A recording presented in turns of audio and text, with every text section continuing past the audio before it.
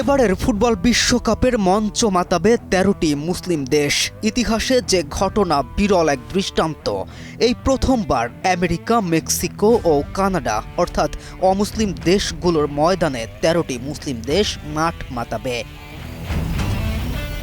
Football বিশ্বকাপ, the greatest show on earth, দুনিয়ার সবচেয়ে জনপ্রিয় আসর, যার এক একটি ম্যাচ টিভি পর্দায় অথবা সরাসরি গ্যালারিতে, মুঠোফোন কিংবা ম্যাচের সংবাদ পেতে খবরের কাগজে গোটা বিশ্ব থাকে চাতকের মতো চেয়ে। এই তো গত বিশ্বকাপে কাতার দেখিয়েছিল ফুটবলকে ব্যবহার করে ধর্ম প্রচারের এক দৃষ্টান্ত।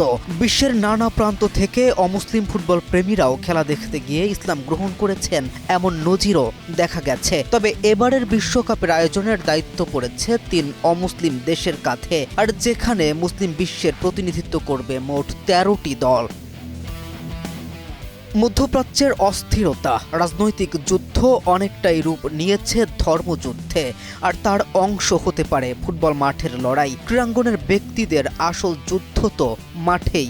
চলুন দেখি মুসলিম বিশ্বের কোন কোন দল এবারে প্রতিনিধিত্ব করবে বিশ্বকাপের মঞ্চে। শুরুতেই সৌদি আরবের নাম। গত বিশ্বকাপে মেসিদের হারানো একমাত্র দল এবারেও প্রতিনিধিত্ব করবে বিশ্বমঞ্চে। এছাড়াও গত বিশ্বকাপে রোনালদোর পর্তুগালকে বিদায় করা মরক্কো আছে এবারেও।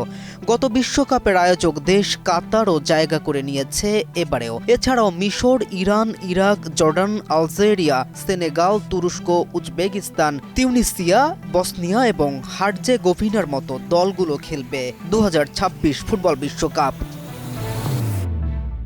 একটা জয়, একটা উল্লাস কিংবা গোল পাওয়ার পরে কোনো ফুটবলারের সিজদায় লুটিয়ে পড়া, এমন দৃশ্য যেমনি ফুটবলারের ধর্মপ্রেম বহন করে, তেমনি গোটা মুসলিম বিশ্বকে আপ্লুত করে।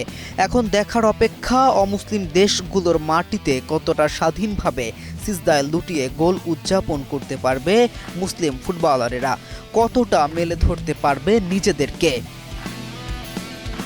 কে এম রাফিন, নিউজ 24।